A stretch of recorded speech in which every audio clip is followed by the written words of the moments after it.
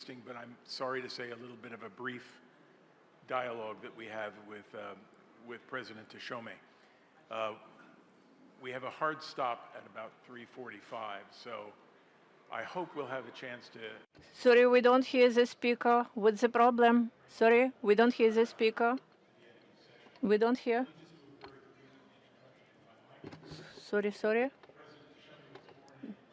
Плохо слышно спикера. Плохо слышно спикера. Sorry, плохо слышно спикера. И международное право университета Пекина закончил также. Опять не слышно? Опять не слышно? Исправьте, пожалуйста, звук, или пусть говорит микрофон. He was a Speaker of the House of Federation before he started a diplomatic career, serving as Ethiopia's ambassador to China. Был послом в Китае, был послом в Турции, Азербайджане.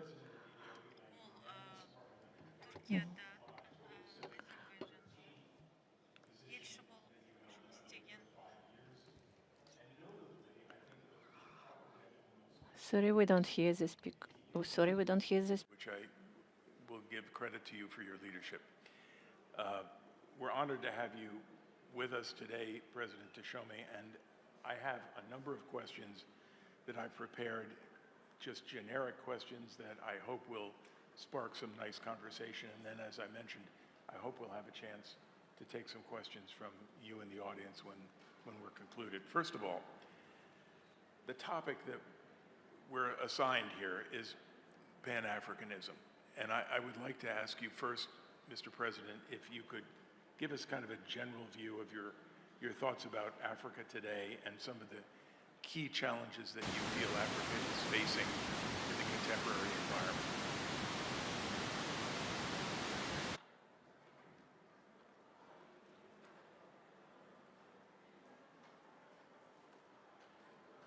I think the red light will tell us if it's working.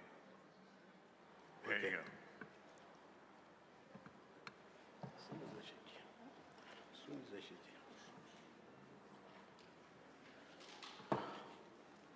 Thank you very much for the introduction. Distinguished guests and participants of the Astana International Forum. Ladies and gentlemen, I would like to express my gratitude to the government of the Republic of Kazakhstan for inviting me to participate at the Astana International Forum. And I'm immensely grateful for the warm welcome and generous hospitality accorded to me and my delegation since our arrival in this beautiful city of Astana. I would also like to congratulate the government of the Republic of Kazakhstan and its people for successfully hosting the Astana International Forum to exchange views on global issues from diverse backgrounds and geographies. In connection with this, I'm here with you today to share my thoughts on Pan-Africanism, focusing on Africa's emerging roles, needs in addressing global problems.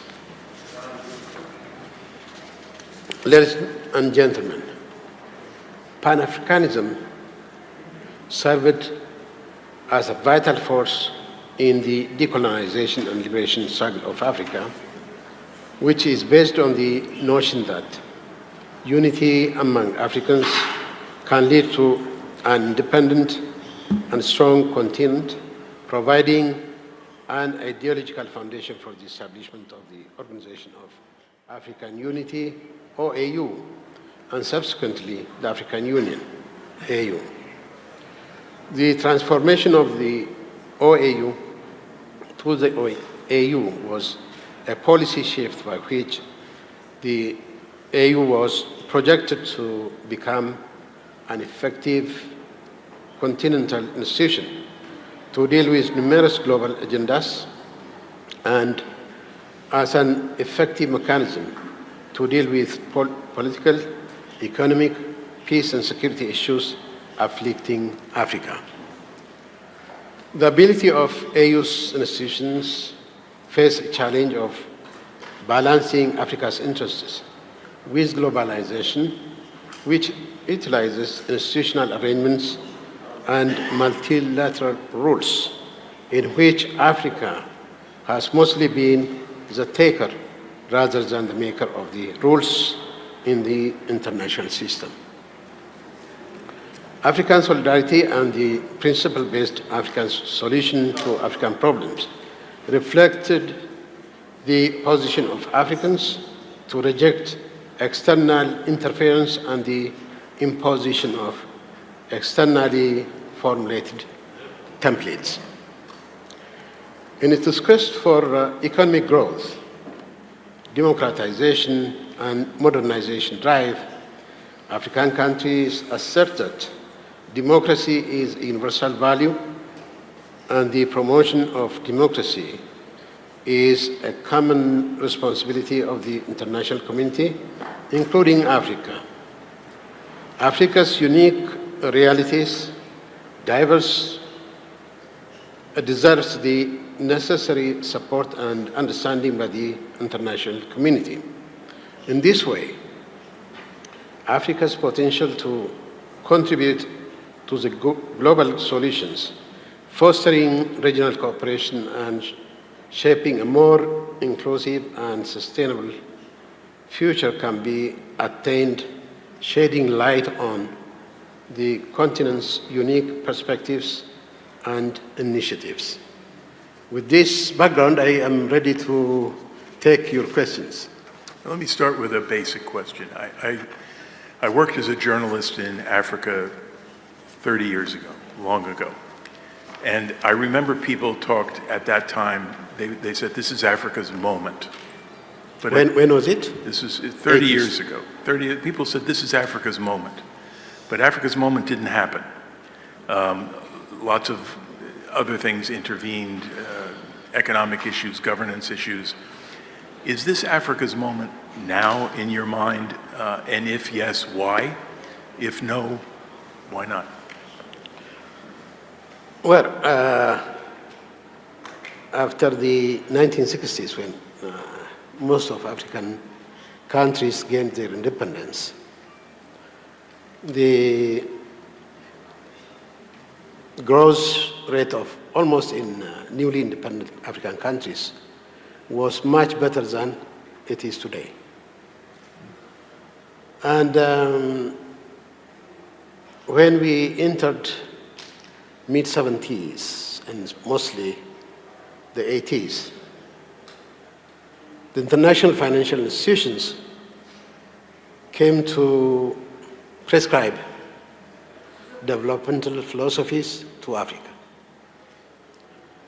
And you term it conditionality, or take this so that I can give you that formula, didn't serve the growth and development of Africa. Rather, we call it, it is the lost decade for Africa, the 80s. Then in the 90s, as you know, Africa, most of African countries were ruled by military regimes through coup d'etats. And some for quite decades or no change of regime after they gained independence. And the wave of democratization blew in Africa in the 1990s. And again, to compensate the last decade, that is the 80s, which was a lost decade for Africa, many Africans aspired that it is going to be a hope for Africa's growth. But unfortunately, the challenge the continent faced was enormous. Africa's problem was not only the democratization of the society in general. There were problems of climate change, desertification, food insecurity, peace, and security was at stake, the insecurity of almost many countries. And the continent remained to be at the mercy of international collaboration, international assistance. Aid organizations have to be involved, but at the same time, there were hopes in Africa to shift from aid-dependent, donor-dependent, to sort of encouraging trade and investment, the participation of the private sector, so on and so forth. But the disruption of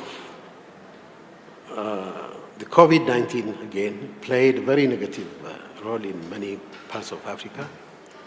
The peace and security by itself, the instability of many countries, has also played a very negative role in getting sustainable economic development and social development.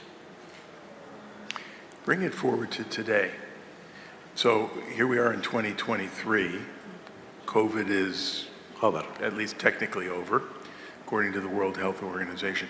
Is this the chance for Africa to really assert itself, develop a middle class, and really become self-sustaining? Or are we still trapped in the old ways? Well, Africa is not trapped in a troubled circle or in poverty. Africa is trying to get out of poverty, but the challenges are too many. Natural disasters, man-made disasters, political instability in many countries, coup d'etats, and you know, at the same time, we have to take for granted that if there is no peace and stability in any country, there cannot be development. There cannot be social progress. So the prerequisite for peace, for development, economic development, social development, is peace and stability. You have to be able to secure peace and stability in all African countries. And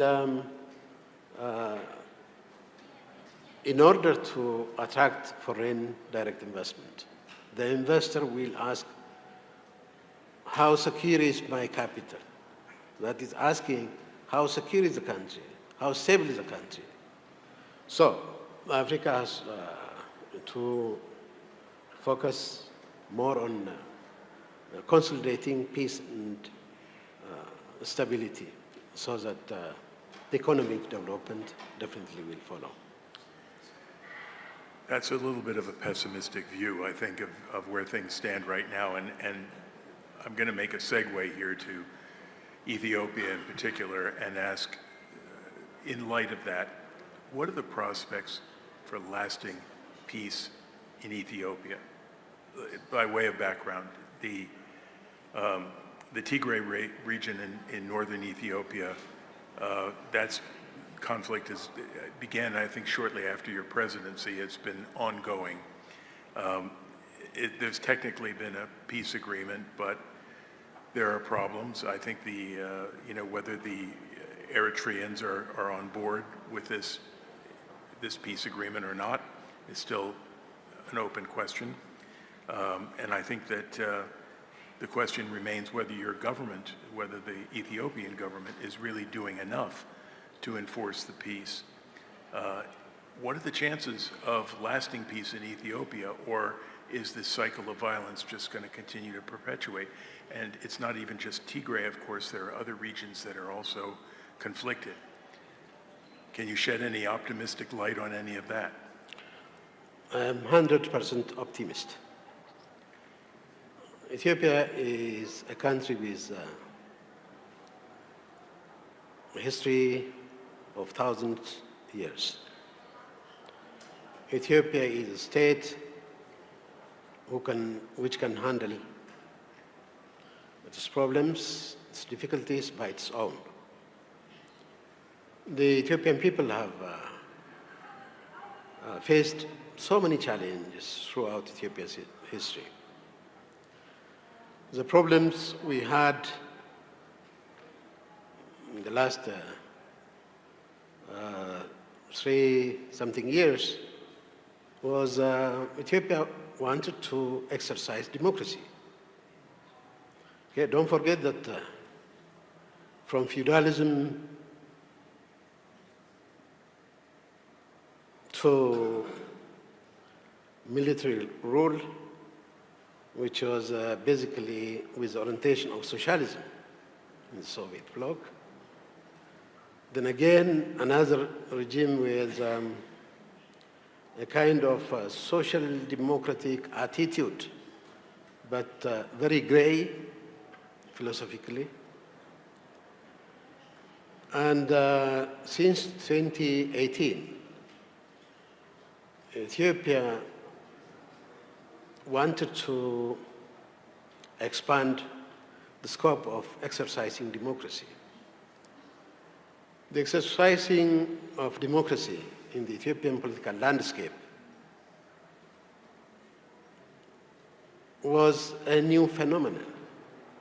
Mind you, in what our people's perception about democracy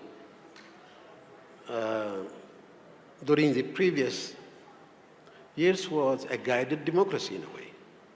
It was a guided democracy. Then having this kind of free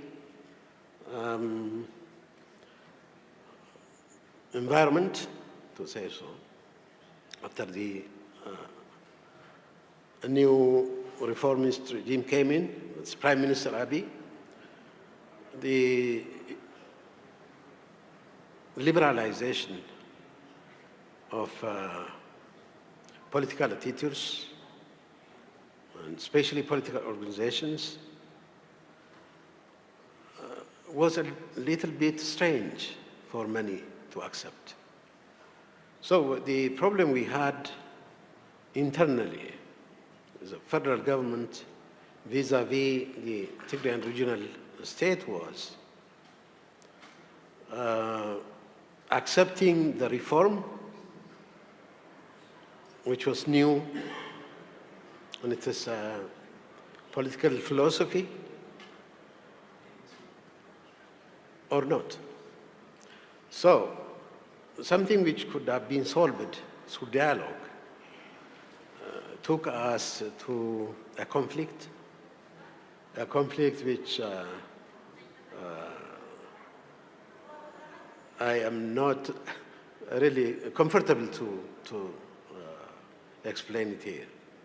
But what I am optimistic about Ethiopia is that the Ethiopian people can handle their problems.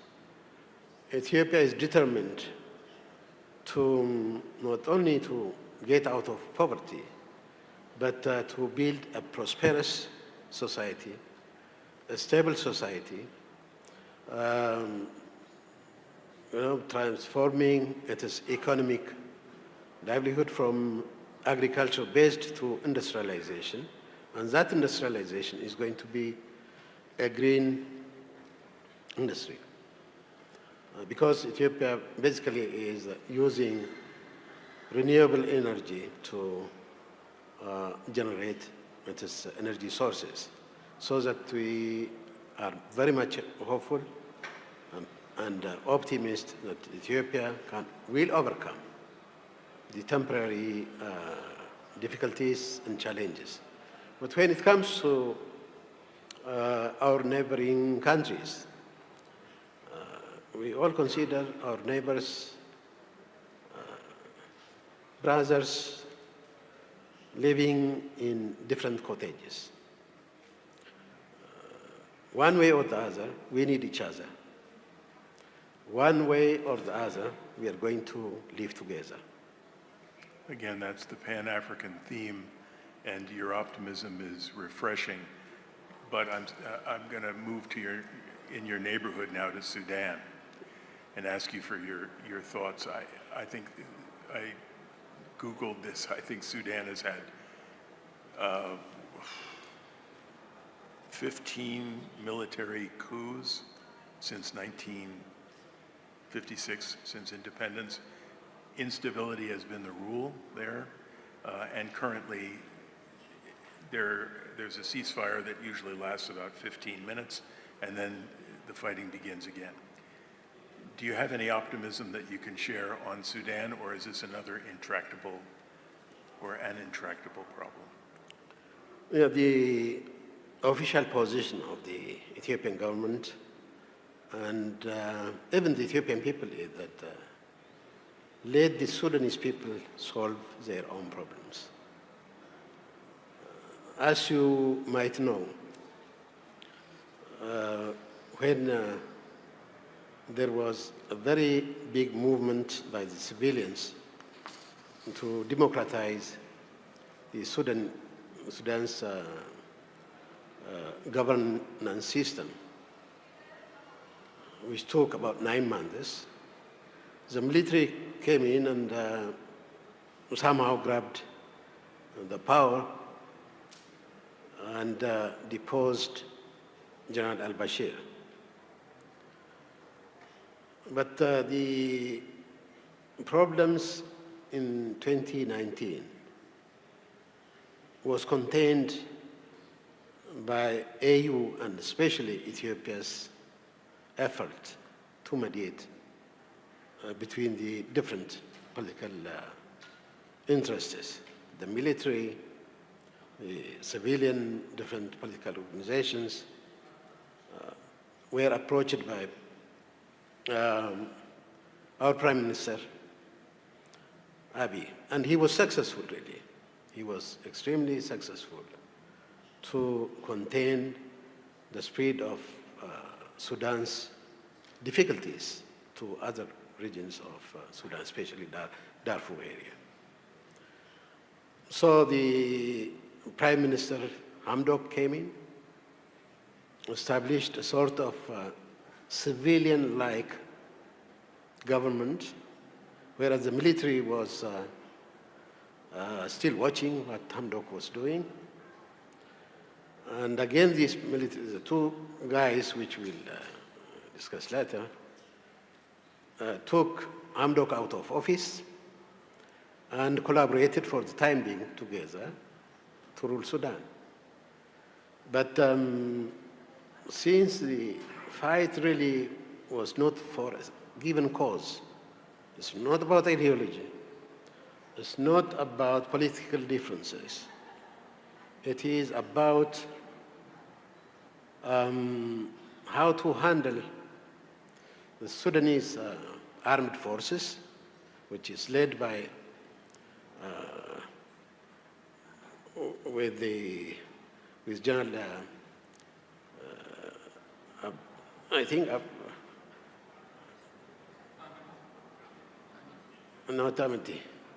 It is the RSF, which is Rapid Support Forces, was led by Hamati. Al-Burhan was head of the Sudan Armed Forces. These two gentlemen were together, starting from the Darfur era. Okay? They were the ones who collaborated to overthrow al-Bashir. All of us, we thought they are really comrades in arms.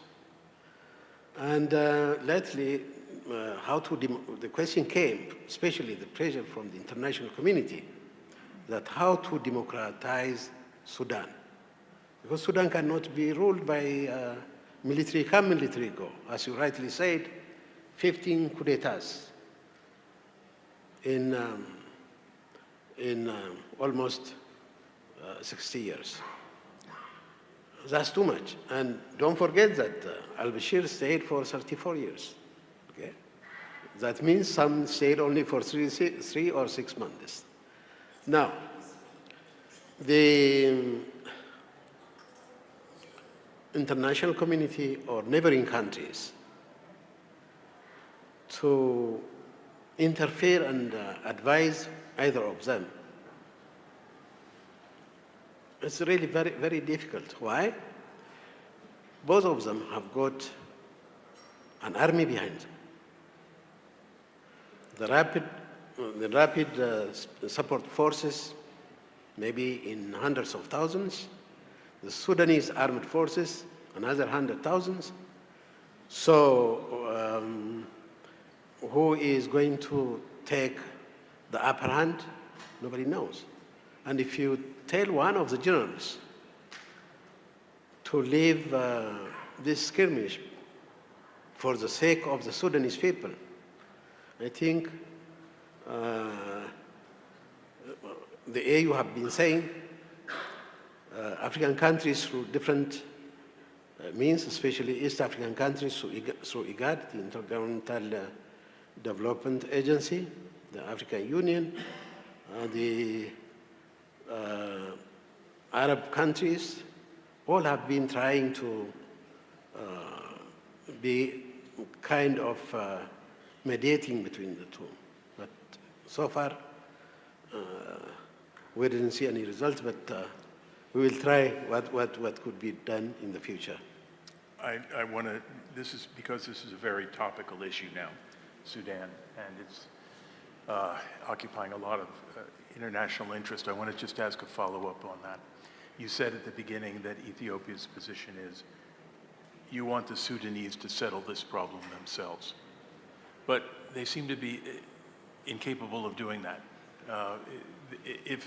If they continue to be incapable of doing it and people continue to be dying in the streets, is there a role to play for a Pan-African political settlement here?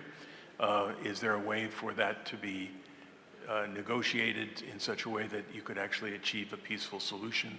Or is it going to be a hands-off, let them deal with it, they're on their own?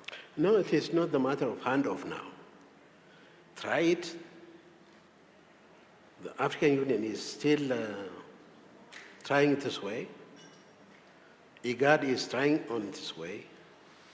Other international organizations, the Arab League, all are involved to really to help the Sudanese to settle their problems. But as I have said earlier, the two gentlemen have to really sacrifice their own personal interests for the sake of the 50 million Sudanese. Yeah. If they are all running for their one person's ego, personal interest, of course, the suffering of the Sudanese people will continue. The other sensitivity of, say, external intervention might not really give us a solution. We have the Libya experience. Yeah. We have the Yemen experience. The formulas which were put on the ground in Libya are tacitly swimming in the cloud. Okay? And what we have witnessed in Yemen,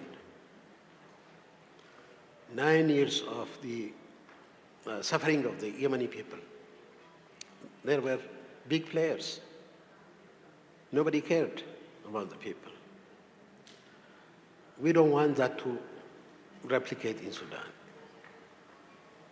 That is why Ethiopia is insisting, let the Sudanese people themselves settle their own problem. Because once external interference starts, there is no end. So many interests. Especially if the international players take sides. Pardon me? If the international players take sides, it becomes even more difficult to achieve peace.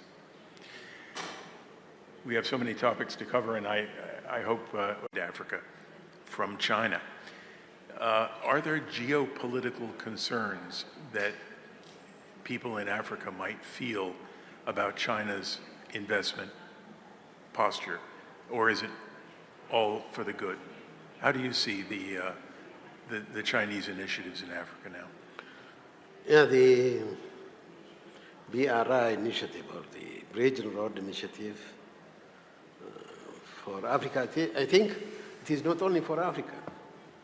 It is for Central Asia, Southern Asia, Asia in general, and most likely it might extend to the Western Hemisphere, the thoughts.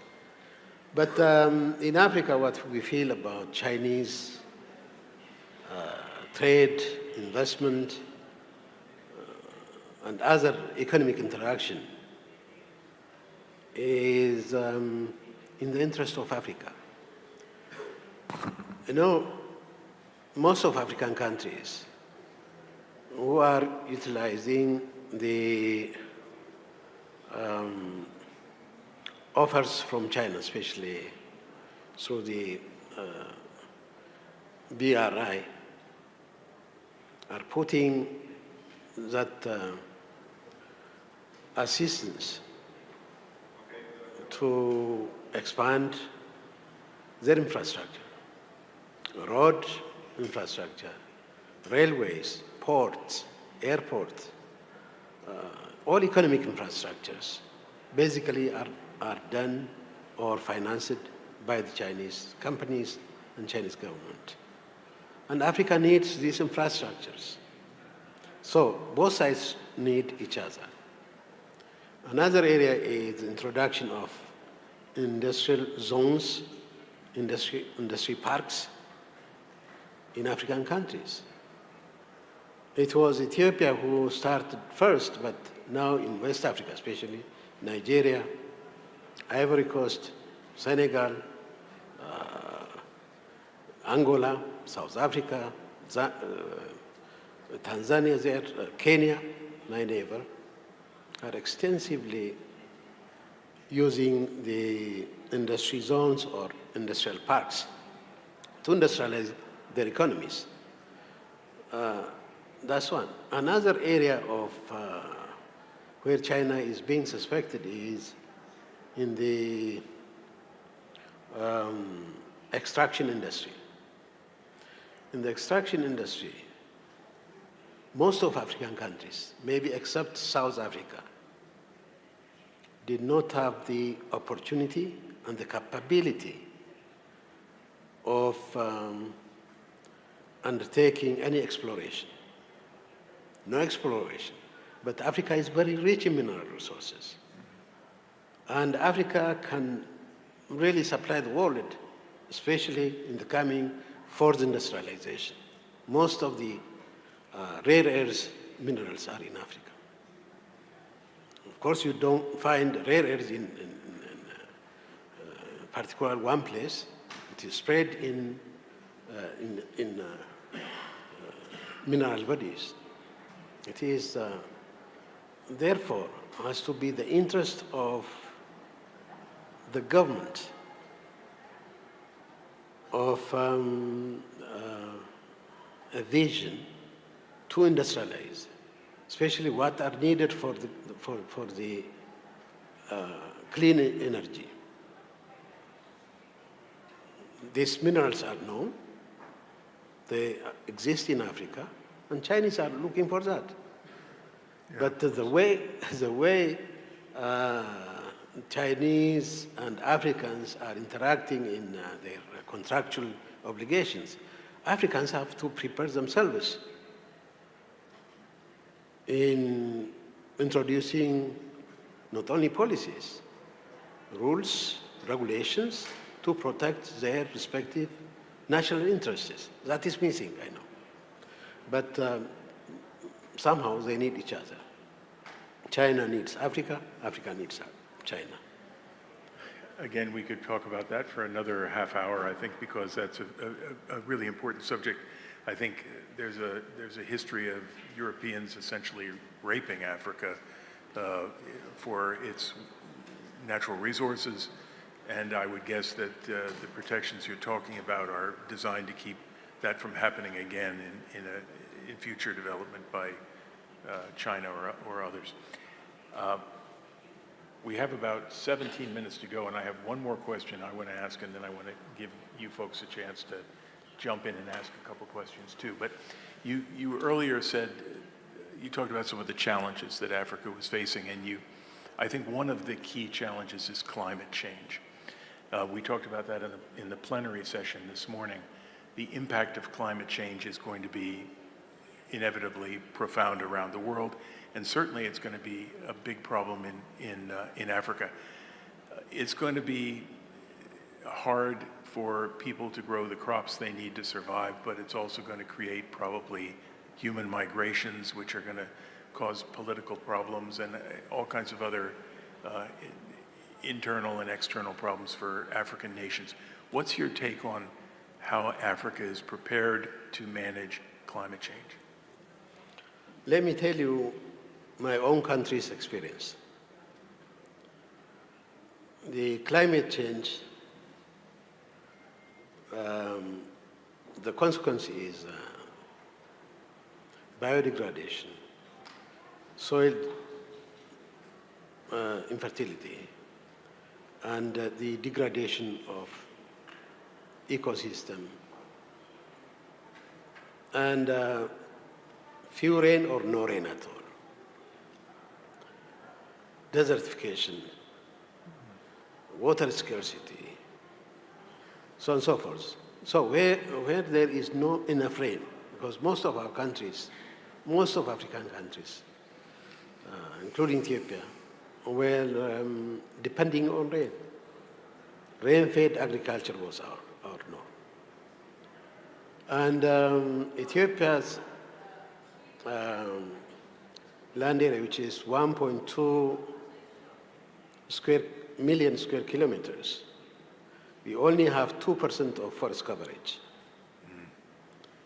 In the last 4 years rather, we have brought that 2% to 10%.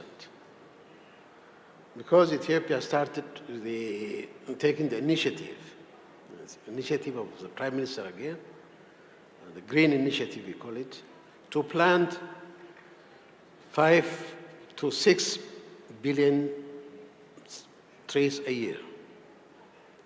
We started in 2019. It was about 5 billion. 2020, 5.6 or 6 billion. 2021, another 6 something billion. It continues, and for this year we have a plan to take about over 6 billion again. It's not only for Ethiopia. We also extend it to our neighbors. How many millions? 100 millions, I don't know, but we took it to Djibouti, to Sudan, to South Sudan, to Kenya. That means we can really tackle this climate change by adding our own efforts.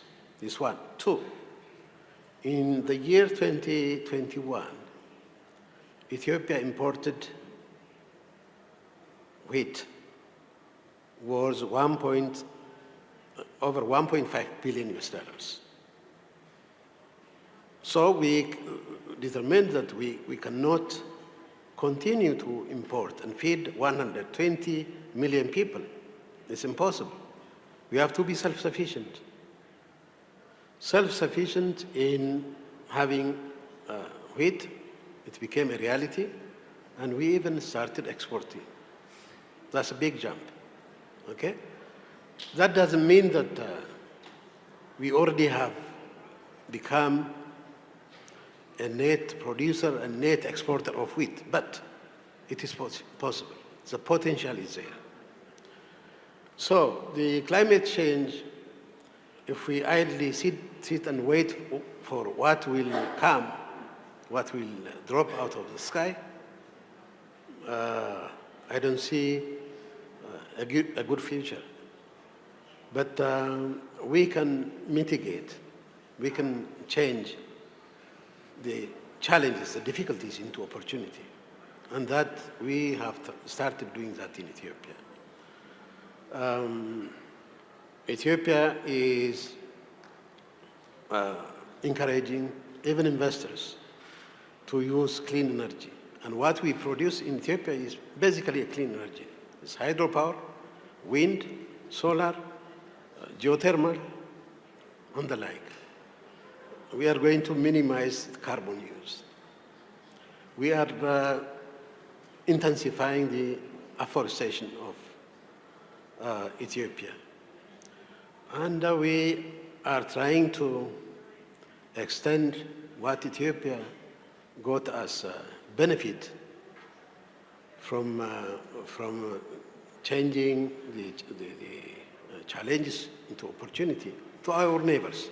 And hopefully it will spread to other African countries. I would like to ask the rest of my questions and get those optimistic views on all of these issues because I think you've got a very positive outlook that you're sharing with us today. But I want to give our patient audience a few minutes to ask a few questions. So if let's start first hand up. Yeah. Good day, Mr. Teshome. So thank you a lot for your encouraging speech, and it was a pleasure for listening to that. My name is Sergey Shashkov. I'm coming from Bashkortostan, Russian Federation, and I'm director of international business development for a construction company, Third Trust. As you mentioned before, it was really interesting to hear about the guided democracy issue, and this led to, so sorry, Mr. McLean, to many issues with African continent for the last 30 years, for sure. And thank you. I hope the microphone will work. So, yeah, now everybody can hear me better.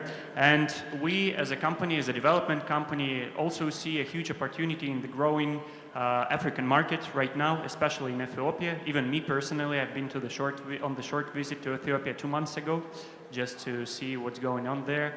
So, Mr. Teshome, what's your view on future collaboration with Russian companies, like development companies, food companies, other companies from private sector in general? And private question from our company, what would you suggest to me as a director of business development of Bashkortostan company development, how to enter Ethiopian market? And thank you once again. Thank you. You know, when I forgot one thing, for many foreigners, in say Africa is not one country, it is a continent which has 55 countries, okay?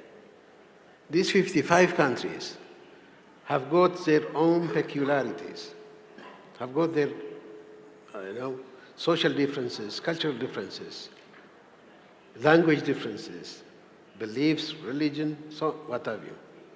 But what makes Africans one is that the solidarity Africa, each African wants from each other, Pan-Africanism that is.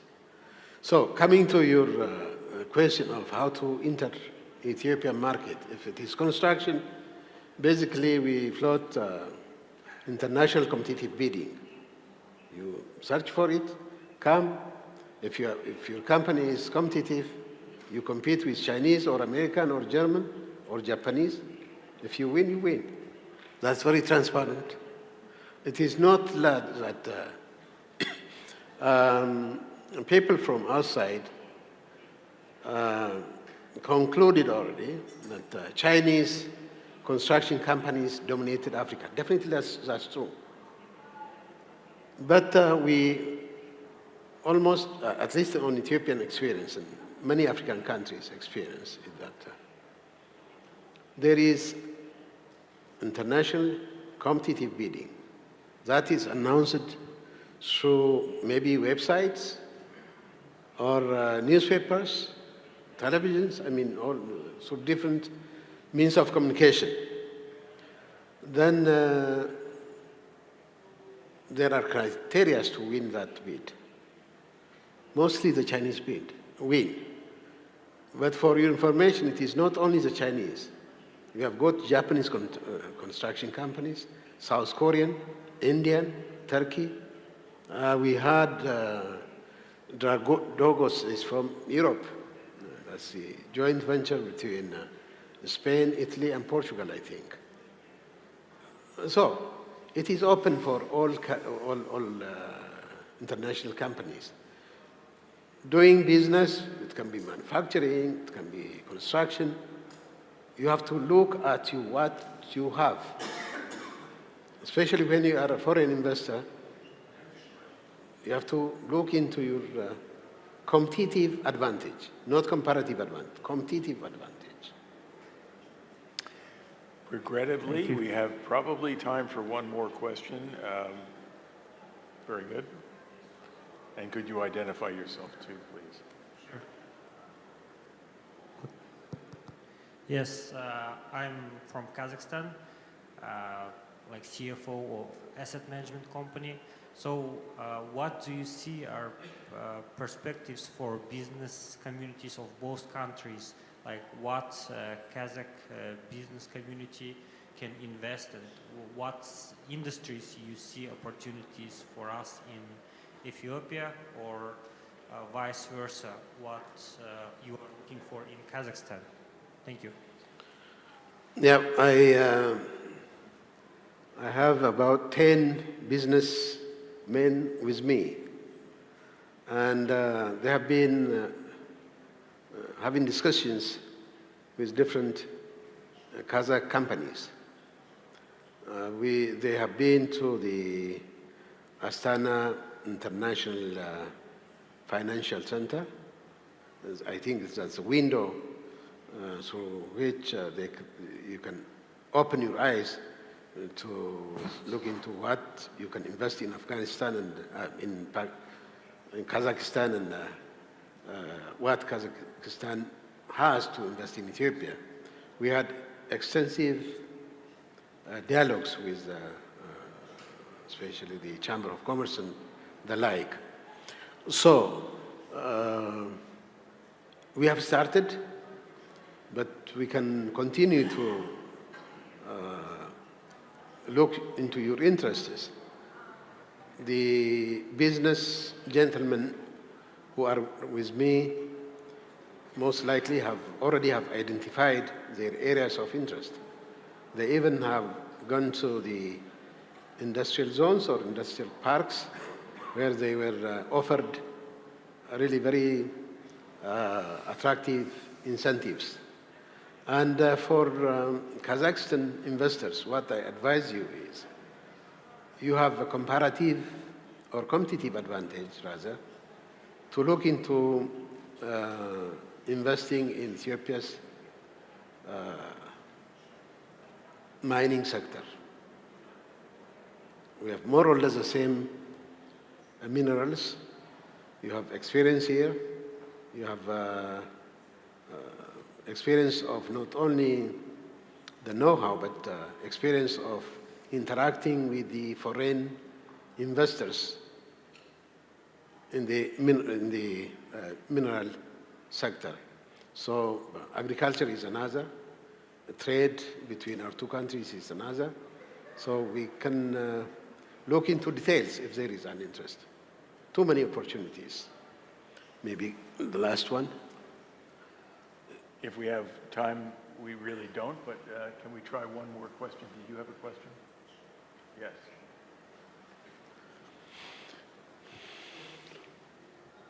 Добрый день. Good day, dear speakers, dear moderator, dear participants. I am a special representative of the Economic Development Alliance in Africa, Eurasia, Club Sever-Yug. We are a multimodal international corridor and the project. This is the corridor that is being implemented in the same time as the Suez Channel. Could you please provide us with the saying what type of decisions that you see that we can conduct as a cooperation from your side? What can we have?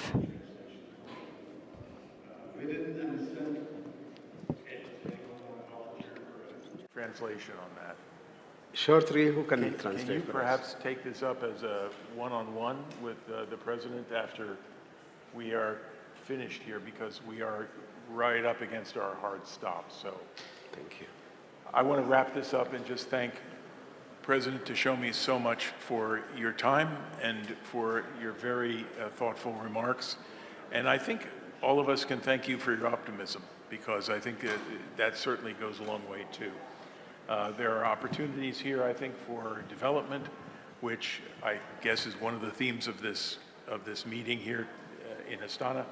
And I hope all of you will have an opportunity to at least get a few minutes with the president before he has to go.